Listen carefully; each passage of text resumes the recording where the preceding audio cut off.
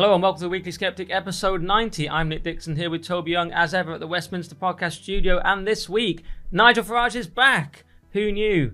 And Trump is found guilty, but of what? Plus, the media smears everyone as far right. And of course, peak woke and extra content for the legends on basedmedia.org. But Toby, we've got to do a quick bit of housekeeping at the start. As Sam Harris used to say, quick bit of housekeeping, which is if you want to follow me on, you can go to nickdixon.net for my other podcast, The Current Thing. We've just had another brilliant episode out with Pete North, and you get all my extra content on the Substack.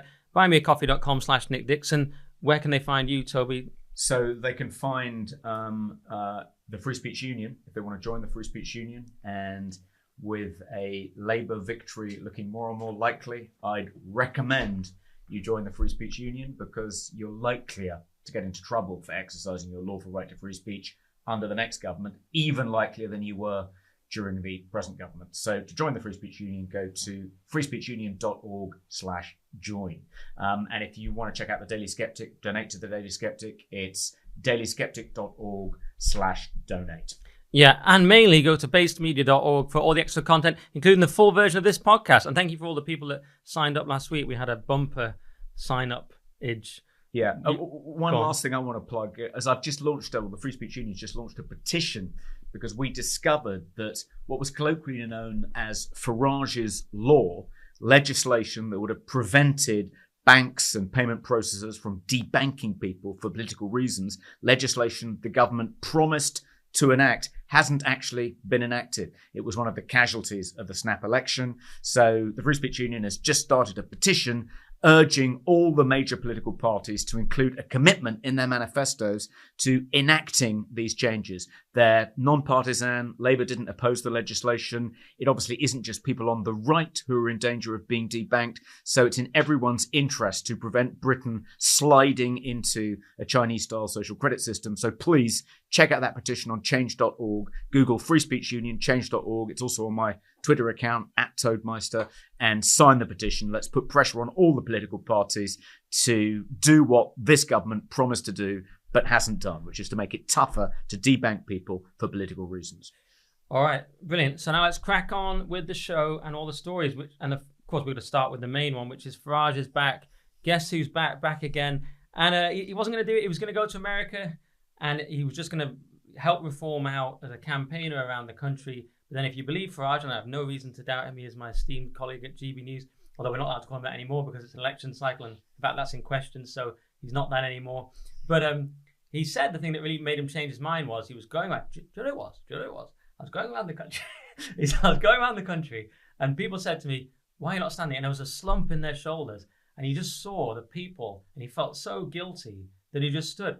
And that's interesting. And Camilla Tominey said to him, well, have you done polls on this? Is there data? Oh, we don't have any data. So he's not a data guy. He goes, I've been doing this for 30 years, and he's a gut guy, and he knew in his gut. Because when he did put out that letter saying, I'm just going to help campaign, and Rishi's wrong foot and all that, it just was kind of lame. Everyone was disappointed. It was just not very Farage. It was like, what? Because we know he wanted to go and work with Trump. But he was, so if you believe the narrative, he was torn between, as many of us are, between his own selfish instincts, selfish not being too harsh because he's certainly done enough in politics already in a way, but he wanted to go to America, fair enough, but he also then he has this sense of duty. So if you believe what he says, he's torn between the two. And do you think that's what it was? It's hard to know. I mean, like you, I have no reason to doubt his word. That may well be the full explanation, but I suppose there are some other more cynical explanations. The least cynical explanation is that he always intended to do this. And he knew it would make a bigger impact if he initially said, I'm not going to come back to lead reform. I'm not going to stand in this election, at the day the election was called, only to change his mind a week later. I mean, it certainly made a bigger impact in the way he's done it now than had he done it, I think, at the beginning of the campaign. So that's one not very cynical explanation. A more cynical explanation is that he was hoping for a peerage. I think Rishi's got something like 12 peerages in his gift, and there's a bit of speculation as to who's going to get them. And maybe Nigel kind of put out feelers reached out to Downing Street, and it was made clear that he ain't getting a peerage. So he thought, well, screw you. In that case, I'm gonna run. Or maybe he was hoping that Trump would offer him something, a trade envoy to the UK or something, and that didn't materialise. But in all likelihood, I expect he hadn't fully made up his mind when he initially said he didn't want to run, and he has, on the campaign trail, had a lot of people coming up to him saying, why aren't you running, Nigel? I think probably he's seen that the Rishi campaign has got off to such a poor start that there is now a real opportunity to just completely wipe out the Conservative Parliamentary Party and eventually replace the party in the same way that the what were they called, the Reform Party did in Canada. So the Reform Party effectively merged with the Progressive Conservatives, and then they just became the Conservatives. But it was a takeover of the rump Tory party in Canada by the Canadian Reform Party. So if that's his agenda, he might have thought, well, now there really is an opportunity. Rishi's doing so badly, even worse than I thought, that he could actually the Tory party could be a smoking ruin at the end of this general election, and there might be a real opportunity, but I can't take that opportunity unless I'm an MP and I'm the leader of the party. Yeah, I'll just quickly address all of those. The impact one, maybe, but I tend to think he generally was a bit wrong-footed by it and didn't think the election would be called that soon and thought, I can't get a campaign together that quickly, which is what he said. I tend to believe that. The Lords, I'll just tackle. He says now, I've got no interest in the House of Lords. It should all be abolished. It's just a load of cronies. So I actually... You might be saying that only because he hasn't been offered a peerage. Yeah, I think maybe my theory is that there was a time when he might have thought he should get a peerage from Boris or something, when he basically handed them, he stood down his candidates and all this kind of thing. But now, I don't think he would expect Rishi to give him one. So I don't believe that theory. Unless I don't understand the system. But you can answer that and say, I'll do the Trump one as well. I don't believe that one because I believe he already did have the job offer. That's what he said. I think he already did have some sort of job offer. So I don't believe that one either. So okay. I believe it. I actually just do believe just believe he went, oh no, he's called the election. I guess it's a bit late. And then he really did go out there, realize that people, because there was that vibe of disappointment. And as you say, I do think there's something in that as well. The election, Rishi's campaign being so weak. And also realizing that, as he said, Labour's already won this. So it's just a question of, I can just make an impact and damage the Tories I mean, given how far ahead in the polls Labour is, and given all these NPR polls that suggest Labour's going to win, the largest majority in its history, maybe he thought, well, the argument that if you vote for reform, you're just letting Labour in, that's not going to land anymore with, people on the fence about whether to vote reform or Conservative. It's so obvious that Labour are going to win. Reform can actually do better than they would have been able to do if the polls were a bit narrower. Yeah.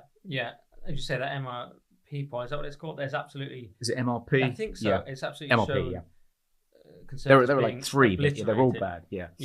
And so one interesting point was he said that he'd lead for 5 years.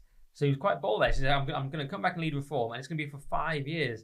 And this means that my prediction is still on, which luckily I tweeted about back in October, so it's all there, where I said he'd take over the Tories and win in 2029. Yeah. So crucially, the 2029 is still on. Yeah. He proves himself in reform, he damages the Tories, but ultimately reform don't have the resources, so he merges with the Tories. 2029 is still on. Yeah, it's still on, but I did look at what happened in Canada because I knew this would come up, and I wanted to just... so if his master plan is to do in the UK what the Reform Party did in Canada, the equivalent election in Canada when they're called the Tory Party too. I think at that time their full name was the Progressive Conservatives. They were known shorthand, the Tories. They were reduced to 2 seats in the 93 general election in Canada. And that enabled the Reform Party to effectively replace them. But it didn't happen immediately. So they weren't able to form a minority. They didn't merge. Hang on, let me get this right. So the Progressive Conservatives and Reform didn't merge until 10 years after. So that takes us to, 2034. And even after they'd merged, it took another something like 3 years before the new party was in a position to form a minority government. And it was another 5 years after that they then formed their first majority government. So we're talking a longer timeline than 5 years, but who knows? Maybe all of that history in Canada could be compressed into a 5-year period here. Yeah, they do seem quite slow in Canada. Big country, a lot of snow. Like, hey, and the ahead with that social media speeds everything up. It's like an accelerator. So it won't be exactly the same, but who knows? I mean, maybe he just sticks with reform. So we've tackled why he changed his mind. Here's a big thing. Can he win Clacton? So it's quite funny, by the way, UK politics, that everything's decided in places like Clacton-on-Sea. Yeah.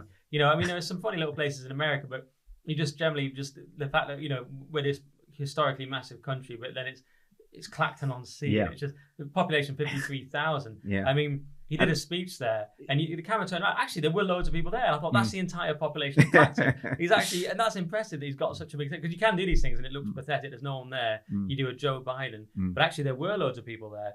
So who knows? He could actually win it. Douglas Carswell, who won it in the past, was saying it will be close. I think he was saying you'll get about double what you're polling nationally. So if you're at 15%, you'll get 30 in Clacton. So it does seem doable. Yeah. But just finally on this, does he actually want to go to Clacton? Because he's even to Camilla Tominey on GB, Farage was still saying, well, I'll still go to America. It's like, hang on, you'll be the Clacton MP. Having to deal with like people's like the health service, the waiting list is taken to, or whatever it is, I can't get an appointment at the vet, and you're there in Clacton on a Friday, but you're also working with Trump in America. How is that even feasible? And doing his show on GB News. We won't be allowed to do the show, will he? Well, other MPs do shows on GB News. Oh, Jacob's maybe. an MP. Maybe as a party leader, it might be difficult. Yeah, so, to be honest, I only just thought on the way over today of the fate of GB. I'm so selfless. I was thinking of the nation. Right. I was thinking of my duty to the nation. I was thinking, this is great. Farage is winning. Farage is back. Amazing. I've been posting about it, all these funny memes and stuff. But then I thought, oh no, GB is in massive trouble if Farage isn't on there. We'll still be all right. I think we'll still be okay. But Farage is a big draw. So. Yeah.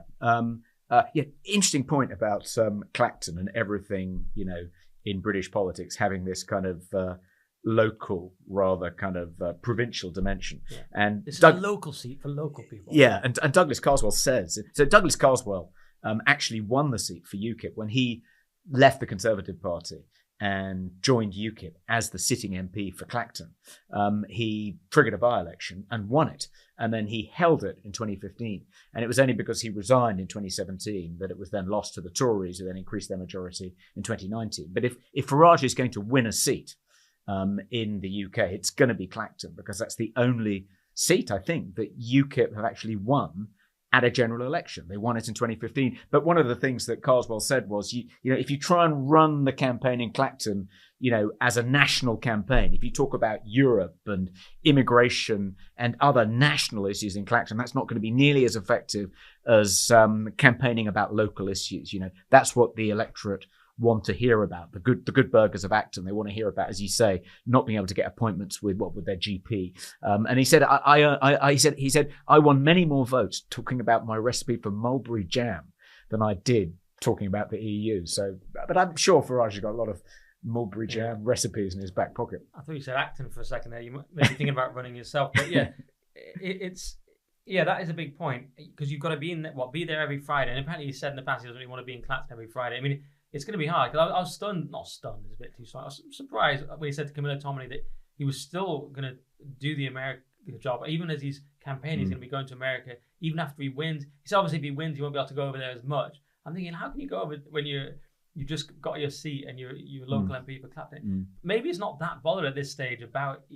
To me, it's massive to have Farage in the actual House of Commons, mouthing off, kind of like Wilders in Holland, but maybe he's not that bothered about that. I mean, he was so effective doing that in the European Parliament. Yeah, but if he is in the House of Commons, that does mean that he could be, he could join the Conservative Party after the election and run for leadership of the Conservative Party, which you have to be an MP to do. Do you think how much of an impact do you think this will make to Reform's vote nationally? I mean, I think one of the reasons perhaps that Richard Tice was quite sanguine about this. Apparently, Richard Tice, according to a piece in the Times I read this morning, Richard Tice wasn't told about Nigel Farage's change of heart until quite late on Monday morning.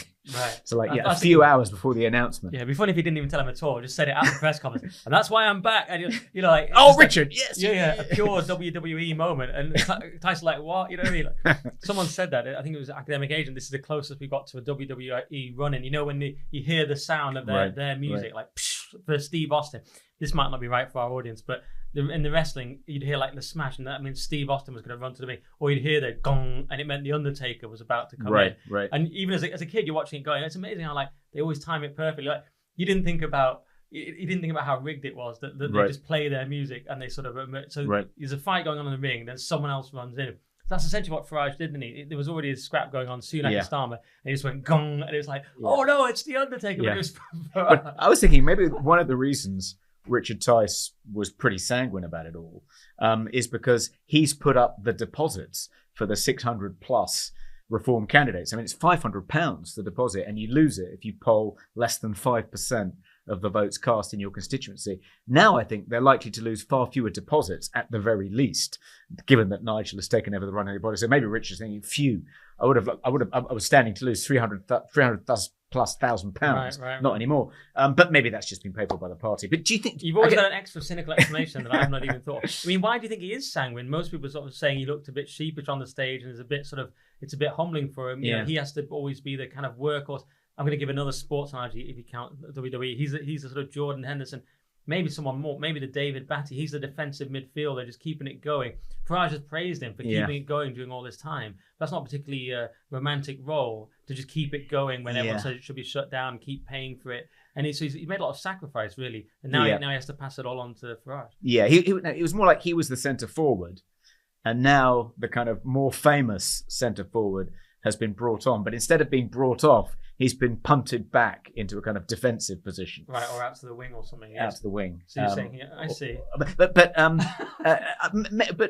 you know, I think Richard knows that, you know, Reform is going to do a lot better with Nigel leading it than him leading it. And Richard himself is standing in Boston and Skegness, so maybe he thinks I'll do better in Boston and Skegness, you know, with Nigel leading the party. I mean, it's going to bring in a lot more money. There were actual donors present at the event on Monday when Nigel made these big announcements. So it's definitely going to bring a lot of donor money into the party. So, you know, from the health of the party's point of view and its prospects in the election, it's obviously great news. So I imagine that's why Richard's sanguine about it. I don't suppose he minds, and he must have always kind of, you know, priced in the fact that this could happen. Oh yeah. I think he's always known, and they do it very quickly when Farage decides. That's always part of the deal. But the big question is how high can Reform support go? I mean, do you think there's a possibility now that Reform might do so well and the Tories hemorrhage so many votes that they might actually win more than just one seat in Clacton, and actually, you know, maybe even eclipse the number of MPs that the Conservative Party win in the next Parliament? Yeah, well, it's interesting. Let's not get carried away. I think it will increase the vote. I mean, for example, we were talking about last week how maybe it's tactical to vote Reform anyway, but I think I would definitely vote Reform now. And if I think that, and maybe I'm getting carried away, maybe I'm an idiot. Of course, it doesn't matter in my seat anyway. But because also, even on some people who are very annoyed about Tice capitulating to Hope Not Hate, you could argue Farage hasn't capitulated to Hope Not Hate, so that's scratched out as well. Where you might argue he would have done the same thing. And there's still this argument for people like Tommy Robinson saying, will you allow me and my supporters back in? So elements on the right may still perceive him as too soft. But I think it'll be a massive vote boost in the national vote. The seats may not convert. I think he can win Clacton, but what other seats are they going to win? I don't know where's Ben Habib standing, but he got third last time. Wellingborough. I don't know if he's standing again. And he's got a good public profile. He's an excellent speaker, and he's deputy leader, co-deputy leader. He's still only got third. So I believe that's correct. So I'm not sure it'll convert. Farage already said we'll get millions of votes, but he's sort of already hinted it might not convert to seats. It feels like 20% of the vote share is the ceiling for Reform. At the moment, it can't get above that. That's what they need, a pollster was saying today, to get seats. Right. So that corresponds roughly with 20%. So can they get that? And can they get any seats?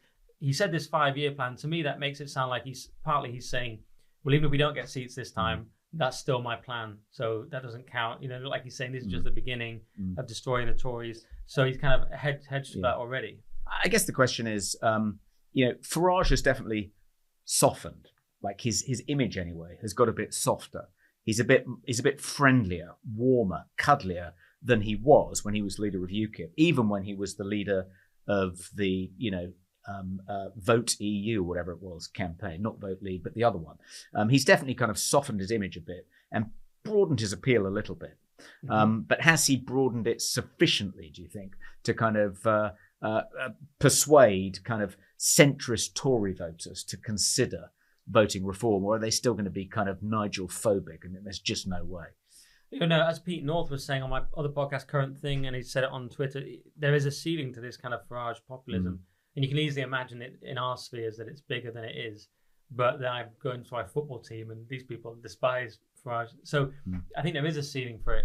There's definitely that populist ceiling. And he's not known for being great on minutiae and policy. So there is that danger. It's always a bit, it's fun. It's great fun. I posted that meme from Wolf of Wall Street of I'm not fucking leaving. And Aaron Banks retweeted this stuff. But it's just funny and Farage's own content he put out that Eminem sort of a montage to Eminem, Guess Who's Back, Without Me, with the track. So feels so empty without me. So partly like the election's been boring. Yeah. I'm now back. It's exciting. Here are a load of memes. But how much does it translate to votes? How much does it translate to the average person worried about cost of living? I guess the point I'm trying to get to here is that if the ceiling for reform is around 20%, if it continues to be led by Farage, and if it was led by anyone else, it's probably lower than that, then the prospects of them replacing the Conservative Party, even in 5 years' time, are pretty remote. That doesn't feel like this is the future of the right in British politics, given the toxic baggage associated with Nigel and all the parties he's been linked with, even though he's done his best to kind of detoxify himself. But if that's the case, if his entry into this race, if the main impact it's going to have will be to decimate the parliamentary Conservative Party and give Starmer, the largest majority Labour's ever had, and possibly extend Starmer's term from 1 to 2, possibly 3 terms, given that Starmer wants to take us back into the EU and will probably do everything but rejoin and make it as if we've never left. How does Farage justify re-entering the race in this way? Isn't he just actually going to undo everything he's successfully achieved so far? Why would he undo it? Well, because Starmer will effectively, in all but name, take us back into the EU. Yeah, on Brexit, it's almost perhaps he's not worried about that and thinks Brexit that's not going to happen. I don't know. No, he has hinted in the past that might happen. So it is a good point. But on immigration, he probably feels like he needs to do it But then again, it's interesting, isn't it? On immigration, that's now almost the main issue. Farage has been tweeting about it. I believe the Tories have now said that they've got a new visa cap they've just come out with, trying to stay up. Even Labour are talking about getting it down. I think Starmer said, did he say, read my lips, immigration will go down under Labour, something like that, echoing George Bush Sr. said no new taxes, although there were, so not the best historical echo. Anyway, isn't it that he's really trying to attack on things like immigration? But actually, on that, he's not been that strong with the actual policy, because he said to Camilla Tominey, she said that net zero immigration is an unrealistic dream, which seems weird to me, because net zero immigration still means 600,000 potentially, because some people leave. And that's a pipe dream. That's still way too many. And the other problem with net zero immigration is that the people leaving will probably be, of a much higher caliber than the people coming in. Right. So you're not replacing like with like. Right. You're gradually diluting our talent. Yeah. So even Carl Benjamin was replying to Farage, he was saying we need net zero immigration, and Carl's like, no, it's nowhere near, and no, we need minus 500,000. Because if you look at it, with so many coming, I've just said it. It's never, Ben Habib was always against Tice saying net zero immigration because it could mean 600,000 coming in. So he didn't like that slogan at all. Right. But Farage has been copying the slogan. Maybe they need to update, the policy, because Farage is not really a details guy. But so it's an interesting point about the EU. I didn't really think of that. Immigration, he needs to tackle it. But how will he be able to do that? We think that immigration, bad though it is now, will probably get worse under a Keir Starmer-led supermajority Labour government. So he's actually making him, if he cares about that issue too, second only to the EU, but that's going to get worse because of his entry into this race too. Yeah, maybe he thinks Labour's victory is inevitable, so nothing I do is going to make any impact. Someone was saying it's a win, even that immigration has become this main talking point. But Starmer's claim to counter that would be he is going to get it down. He did say 200,000. That's still actually lower than 400,000 or 600,000 at net zero immigration could mean. It's 200,000. Well, I guess he means on top of. Does that really mean on top of? Does Starmer, when he says 200,000, mean is he accounting for the people leaving? Is that net 200,000? Yeah, probably. Yeah. So anyway, but the argument against what you've just said is that Labour actually there's always this thing, will Labour actually get some stuff done, or will they just be awful on all fronts? There's an argument that Starmer actually, with his kind of Blairite kind of ruthlessness, actually does tackle things like immigration and the main concerns of voters to nullify the populist vote. What do you think to that? I think that that's a pretty weak argument. I think his a better argument, and probably the one he'll make if he's asked this question, is Starmer's victory is inevitable. Whether I enter the race, leave the party or not, his Labour's victory is inevitable. So all these terrible things are going to happen, come what may. But our object should be to limit Keir Starmer's government to a one-term government and have a proper Conservative opposition ready to take over in 2029. So it's sort of whether or not this is a kind of helpful or unhelpful intervention in terms of the long-term interests of Britain and our side triumphing in the end depends, I think, on whether he does whether it damages or enhances the prospect of Starmer being defeated in 29, and I'm not sure it does damage it, but I think that would be his argument that we need a proper right-wing opposition to what will be a deeply progressive Starmer-led Labour government, and unless we can replace the current Conservative Party with a new party or a new merged party, preferably led by me, we'll never have that opposition. He did make that argument in his speech. He said Labour's won it already, so this is about sort of destroying the Tories, or I'm paraphrasing. Then he also claimed on GB News, well, he said he wanted to be on a par with the Tories in a week in terms of polling. But he also says, from here we'll take equally from the Conservatives and Labour, and also from non-voters.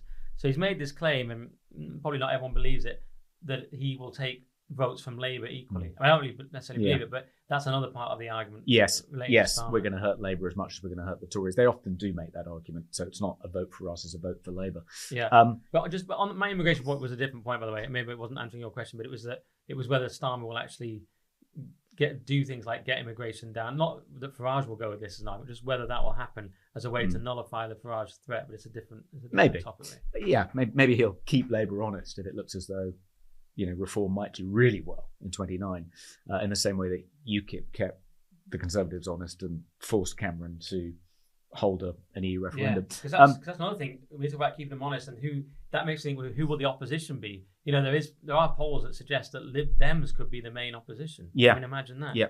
And then the Tories really are done, and that's when something has to change, and do they merge with Reform or something? I mean, that'll be a shocker when that'll be. I mean, no doubt the Tories will try and spin it as expectations are so low that Starmer and his team will Rishi and his team will try and spin it as a big success on election night. If they don't end up as a third party, they're still the second biggest party in Parliament. Still second choice. Yeah. It's funny.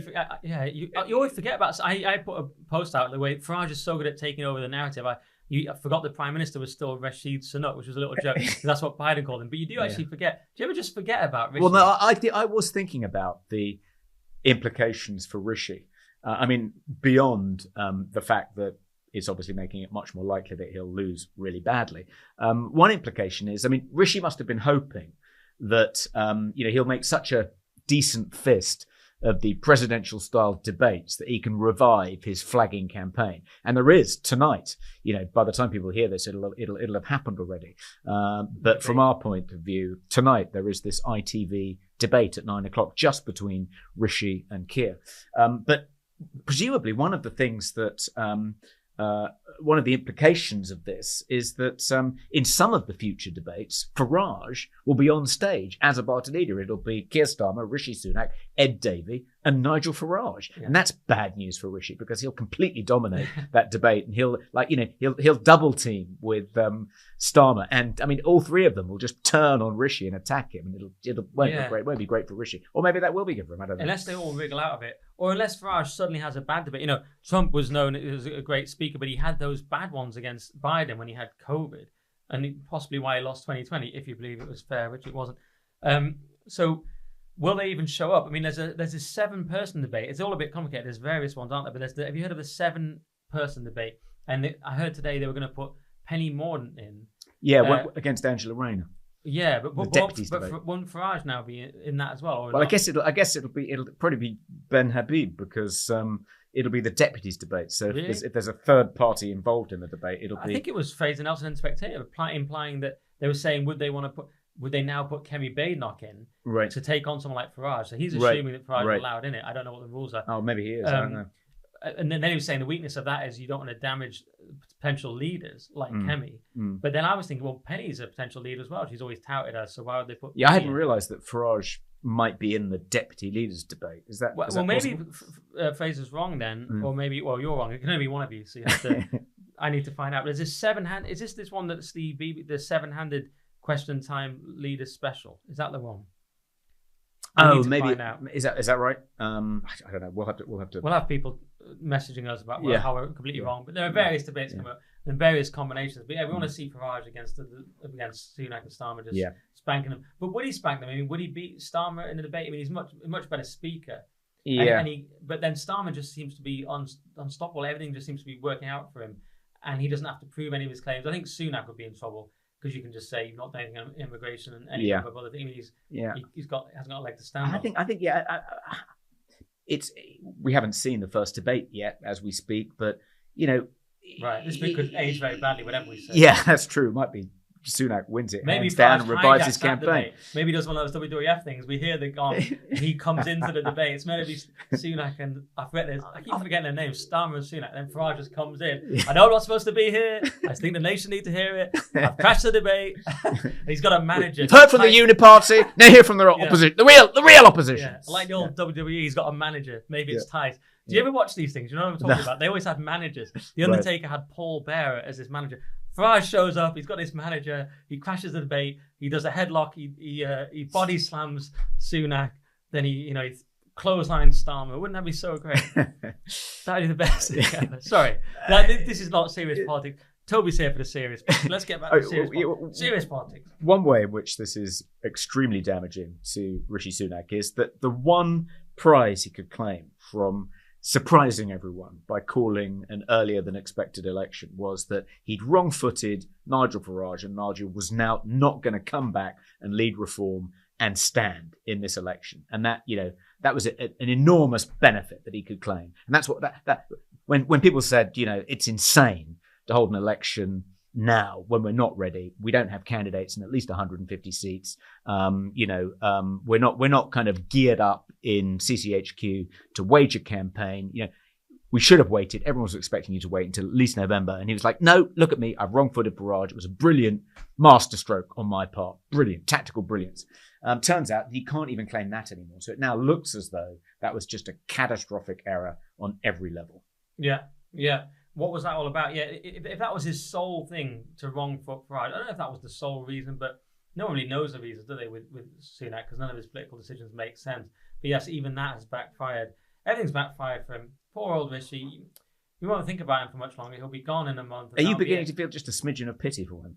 I do feel a tiny bit. I mean, maybe I shouldn't, because we do want to destroy the Tories at all costs. But yeah, he seems like a perfectly nice guy as a person. You see, I don't want to destroy the Tories. I want the Tories to select the right successor, and I think the better reform do, the more likely it is to be someone I like.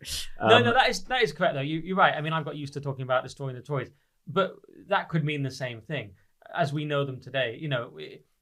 They could keep the name and they could change an all but name and get rid of the wets. We both mean that, I guess. Right? Well. But do you not mean that? Do you want the wets in there still?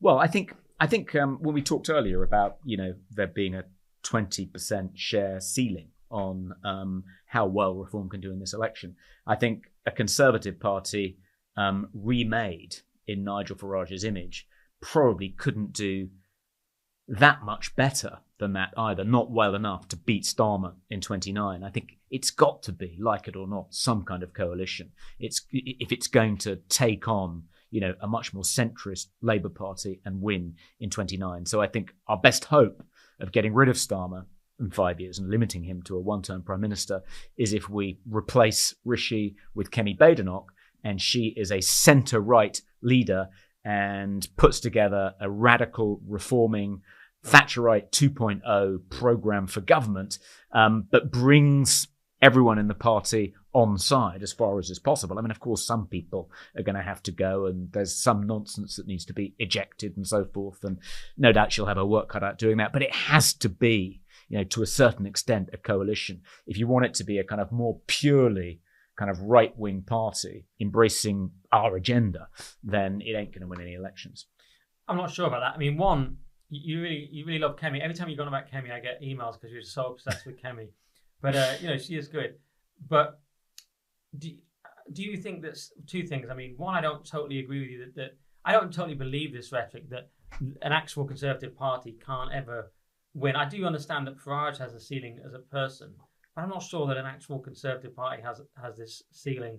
I could be wrong. I'm just never convinced that we need these wet one nation Tories. I just don't think they do anything. I know that's the received wisdom. I mean, it'll be interesting to see how Marine Le Pen does in the next, presidential election in France. Can she do enough to put herself in first place in the kind of first cut in what is usually always a two-stage presidential election? I'm not sure she can. I mean, when people talk about the kind of coming populist revolt in Europe, they're talking about parties like, AfD, polling, between 25 and 30%, maybe a little under that. And because they have proportional representation, that's meaningful. But it wouldn't be enough. That's not enough support to win in a first past the post two-party system like ours. To win in a system like that, it needs to be a coalition, and there need to be kind of centrist elements in that coalition. Maybe slightly argue against myself.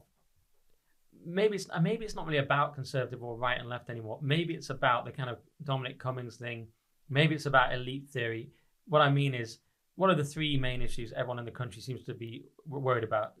The economy / cost of living, health, and immigration. Those seem to always be the top three. So any party that just tackles those. See, if I was campaigning as Sunak, that's all I'd be talking about. Right. I'd just be hitting those three. And they've tried to do little things. They've done like 4p off national insurance, and they've done these little tax cuts, but they don't really register. Maybe nothing's going to register for them now. But that's all I'd be hitting. And you could say he's doing it with the boats. You could say he is trying to do that, but that's only illegal migration. I don't think we've really heard anything that's got through to my brain anyway about the NHS. So just Labour talked about it a bit with West Streeting. So I would be hammering those three just relentlessly, and not any of the other bollocks. But the problem is, those are the... They can't show they've done anything over 14 years. Well, there's that. But also, it may be that those three issues have more salience than any other issues. But that doesn't mean that people agree about how you should address the problems in those areas. I mean, on immigration, two people might agree that it's the most important issue, and so you want to campaign on immigration, but they're going to, profoundly disagree about whether it should be greater, larger, how much it should be reduced by.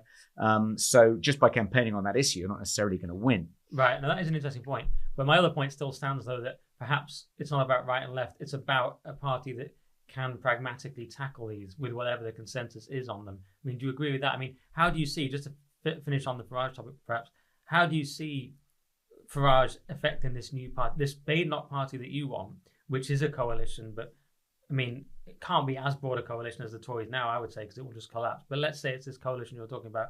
What is Farage's function? Can he only ever influence it from outside ultimately? Is it a kind of Kemi Badenoch thing with people like Jenrick in the background coming up with policy? Is that a more serious party? Is that what you're talking about?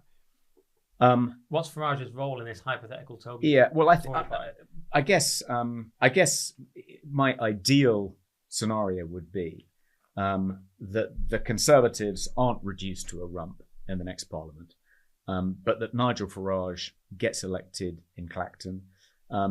Kemi succeeds Rishi, and she brings Nigel into a kind of Conservative party recreated in her image. A Conservative party which is truer to its Thatcherite roots, but is still capable of winning back those voters in the centre ground who would have gone over to Labour in this election. And that's a difficult balancing act to pull off, and that's why you need to be politically skilled. I mean, I think the problem with a Conservative party along the lines that we would ultimately want, which campaigns for much lower immigration, which wants to reform the NHS and make it more like the French system or the German system, that is kind of much closer to us on all these culture war issues, is that can only get at most 30% of the vote. So it's never going to be capable, I don't think, however persuasive it is, however charismatic the leader, of winning enough votes to win a majority in the House of Commons under our current parliamentary system. Well, couple of things. One, you keep saying us as if we have the same view, but okay. I mean, there you go. It's a coalition in this room. It's a coalition, yeah. I mean, I think it's always going to be a coalition. I'm going to go with that for now because I've been in so much trouble lately with various entities trying to get me in trouble that I'm going to cling to the Toby legitimacy, because obviously my real agenda is far more radical, and we'll bring that out at the right time. You get 10% of the vote, if most, if you were leading the party. But because my agenda is the Christian theocracy, that you're some sort of secularist. That's not going to win an election. I mean, that's why I'm not bringing out later. I'm getting elected first, and then I'm saying, oh, by the way, it's a Christian theocracy, and then the real purge starts. But on the other thing, interesting you say Thatcherite roots of the party, and I won't dwell too long on this, but because we've done so long in it. But Thatcherite roots, I mean, what does that mean? Because one, Thatcher was only a leader well into the existence of the party, and two, many perceive her as a kind of liberal, a kind of economic liberal. Is that really what the Conservative Party is about? And it's Kemi that. Kemi calls herself the child of Scruton and Soul, so maybe, she is partly a sort of economic libertarian, but is that really what the party is about? Well, I guess I see, when I talk about the Thatcherite heritage or roots, I'm talking about small state, free market, socially quite conservative, but not authoritarian. That's the kind of combination I think of as being embodied by Margaret Thatcher, but also, underpinned by patriotism and a belief in national renewal and a belief that Britain doesn't have to have too diminished a role geopolitically. Everything she stood for. And is it possible to recreate that? Of course it isn't, not exactly. Is it naive to try and do that? I don't think so. I think that's the direction in which the party should go. Okay, but you do have the NatCon side, don't you, who they're less economically libertarian. Yeah. They're more about social conservatism. Miriam Cates, Danny Kruger, et al. Yeah. I'm not persuaded. I'm on the kind of free market side of that debate, and I'm not sure how much kind of a gap there is between Dan Hannan and James Orr. They had a debate the other day, interestingly, at the Legatum Institute. Wanted to see it, didn't see it, but I think there's I think that's a fairly sustainable coalition, not too fragile. Last thing that's just occurred to me when you talk about that is there was this event a while ago where the young people were sort of nonplussed by Hannan. They didn't care about those arguments. They liked Farage as a personality, but they cared much more about social conservatism, the young radical Zoomers. It just reminds me of a point. Farage has been saying that young people, particularly on the street, have been recognising him. And someone even said, a child even said, "Mummy, that's the TikTok man." So he's so big on TikTok now. And he's thinking, oh, that's a big deal. That's another reason I've got to stand. But does that translate to votes? Because we all know young people, they don't bother voting. Yeah, maybe it should be a warning for Labour. Give votes to 16-year-olds, and Farage and Reform will be the beneficiary. That would be amazing. He is the TikTok man. He's the TikTok man, and he's coming. He's coming for your votes. All right, we've done a decent chunk there, about 40 minutes on old Farage. Good luck to Nigel. Do you want to quickly do our advert, Toby? Yeah. So this is an ad from, you guessed it, Thor. And it's a new one from Thor. Believe it or not, you can improve your situation remarkably with one choice. Although my client Robert sold his company for $1 billion, money was never his guiding force. His guiding value was steady focus on this one choice. Robert had humble working class beginnings, but as he grew from engineer to manager to CEO, and eventual successful exit, he chose to focus on one thing that most avoid due to their fears or discomfort. What was it Robert prioritized? Communicating. Specifically, Robert invested in guidance for public speaking, storytelling, and presenting throughout his career. Why choose to repeatedly put himself through this process? Because, Robert told me, communication confidence and capability, and enjoying it, is a number one priority for winning. From initial promotions to his MBO finance deal to competitive pitch wins with his new venture and then the market differentiation story which led to his eventual acquisition. Now semi-retired, Robert still refers clients to me at all stages of their career because he knows they'll enjoy confidence and growth in results with me. To choose your communication focus and enjoy it, just like Robert did, go to growthpresenter.com. That's growthpresenter.com for your free confidence call. That's growthpresenter, all one word, .com to speak to Thor about how to improve your communication skills and focus on what you need to do to start winning. Nice. Thanks to Thor. And you say it's a new advert, but actually I was there. I knew the basic theme because when you said, and what did he focus on? My brain went communication. Yeah. So I've been listening to the ads. A similar theme, but it's a new variation on that theme. Do you think Rishi should perhaps engage Thor before the next televised debate to help him with his public speaking, presentation, communication skills? He probably should, because that is the key difference. I mean, that is the thing I tried to tell Steve Baker. Put some jokes in there. He said he already does a bit. Put a few jokes in there, because that's the difference between Boris and the others. Yeah, it's just jokes. I mean, Truss wouldn't like Liz Truss wouldn't speak. The others, they just can't do that. Hope. I mean, it's Farage Farage is going to be a giant surrounded by pygmies if he does appear at any of those debates, because he's such a good communicator, and they're all mediocre at best. Yeah, and that would be amazing, by the way, if he brought in some actual pygmies. And was I brought in the other party leaders, just see what they look like. Yeah. A lot of people say, Nigel, why are you surrounded by pygmies? It's a great question. Sorry, guys. I don't know what's wrong with me. It's so ridiculous. I think that was, honestly, apart from my absurd comments, I think that discussion was one of the best election discussions you'll find on any podcast, apart from obviously my nonsense. But that is partly why people listen. Okay, there's Farage and the Pygmies. Good title for the episode. And let's move on then. And should we go across the pond and talk about old Donald J. Trump? So this is the other massive story, of course, that Trump was found guilty on 34 counts of something. And it's something to do with falsifying business records, I believe is the official term. There was quite a funny debate on the Piers Morgan show where this woman was against it, vehemently against Trump, but couldn't actually say what had been done for. And hardly anyone can actually say. There was an excellent article in the Daily Sceptic about this, going through what it actually was. And you can maybe enlighten us on some of the detail. It's very flimsy stuff. And so he's been done on this incredibly flimsy case. The judge did bizarre things like basically tell the jury they had to convict him. He didn't tell them for what. He's keeping it open what crime he's going to be done for. There's all these bizarre points. The judge already was known to hate Trump. Obviously, the prosecutor hated Trump. And there's so many, it's in fact so ludicrous, this trial, that people like CNN's Eli Honig was totally scathing about it. And obviously, he's, CNN, most anti-Trump network ever. He said it was pushing the boundaries of due process. Sam Harris, who's known for having an extreme Trump derangement syndrome, said that he was completely against this. Matt Taibbi called it a sham case. So everyone, pretty much everyone across the board, except for real nutters, have been very against this. It's massively increased Trump's funding. His website crashed. Andrew Tate donated $200K to Trump and used the N-word. You have to check that tweet because I'm not going to say it. But so, Toby, what was your overall take on this? What is going on with this case? How dodgy was it? Is it going to affect Trump? Is he going to go to prison, et cetera, et cetera? We'll start wherever you want. But there's so much to get into. I mean, it's obviously incredibly dodgy.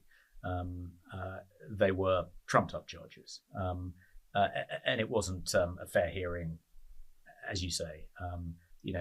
Alvin Bragg, the Manhattan district attorney, ran on a ticket of I'm going to prosecute Trump. And the judge in this case actually has donated to the Democrats, I think to the Biden campaign. So, clearly a rigged trial. And it turned out, I think, a majority of the jury are actual New York Times readers. Not very hard to find a jury willing to convict Trump in Manhattan, where he's not very popular, Democratic city, etc. And as you say, what's he been found guilty of? I mean, the charge was falsifying business records, which at most is a misdemeanor.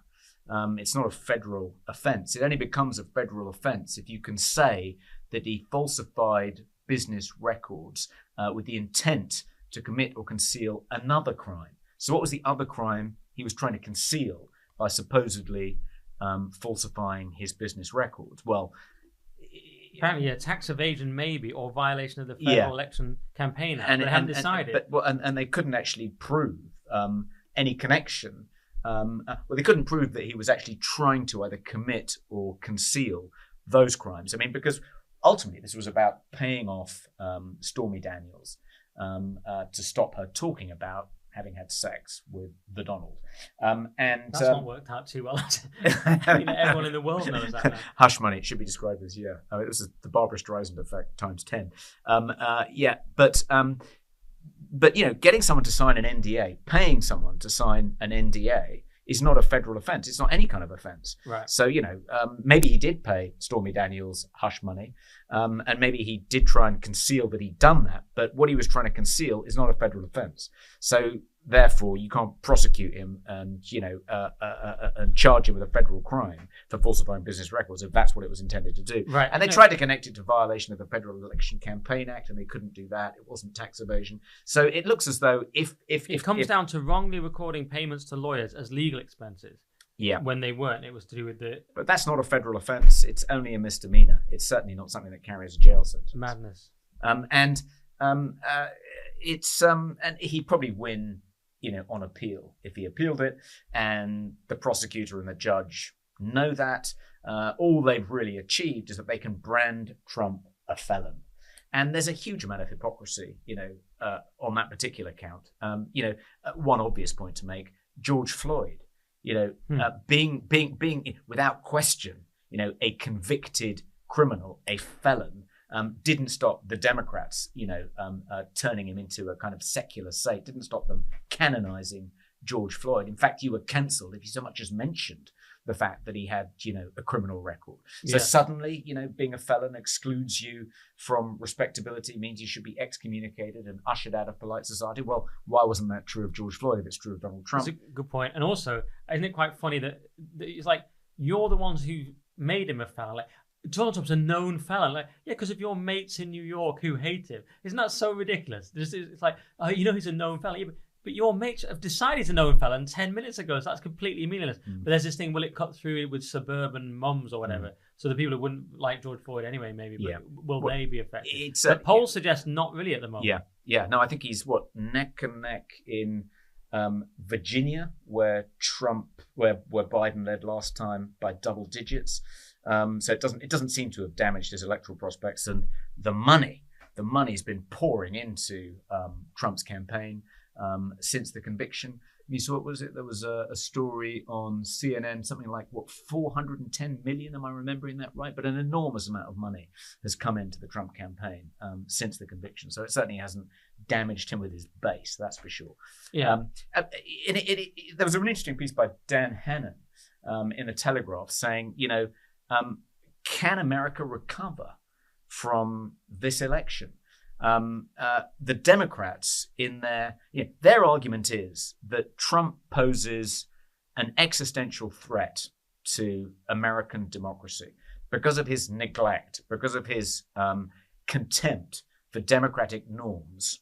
If we allow him to win, that'll be an extinction level event for American democracy.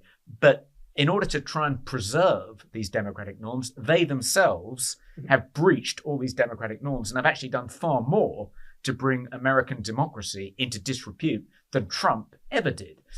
So and you can see the same pattern working its way out in Poland and in Germany as well. Not so much here, but in other European countries. Somehow the argument is that in order to preserve liberal democratic norms, we have to act in an illiberal, undemocratic way. And, in aiming to kind of preserve these norms we care so much about, we're going to violate these norms far more so than our opponents have ever done or are likely to do. It's kind of a crazy kind of death spiral. But can I just say, it reminds me of you either die a hero or live long enough to see yourself become the villain. That was Harvey Dent in Batman, who became Two-Face. Right. I mean, just to put one of my pop culture references in there, but not that they were ever the heroes. But yeah, it's classic ends justify the means. Then the means become that they become monsters. Yeah. Beware those who fight monsters that you become, or something. There's a Nietzsche quote. There's some Nietzsche thing. I went with Batman. But I don't think we should. But even though the various Democrats involved in this case, in prosecuting Trump and in the other cases too, the way in which law has been weaponized to try and discredit Trump's candidacy and stop him winning the election, even though that's been disgraceful, a violation of democratic norms, and far worse than anything Trump has done, we shouldn't lose sight of the fact that Trump himself is hardly an angel and has in fact violated plenty of democratic norms himself, even though he's not quite the villain that these Democrats are. I mean, I'm thinking of, he's lied, paying off Stormy Daniels, which it's pretty clear he did because he's embarrassed about having slept with a porn. I mean, that's not great, is it? It's like, someone who was the president, I think, has I think while president, paid off a porn star to prevent her talking to the National Enquirer about the fact that the president has a small dick or whatever it was she was going to say. I mean, it doesn't speak volumes for his integrity or his character. And, he's lied. He lies a lot. There's no question about that. He's an egotist. There's something sort of infantile about his egotism and his lies, claiming that the crowd who turned up to for his presidential address was far greater than it really was.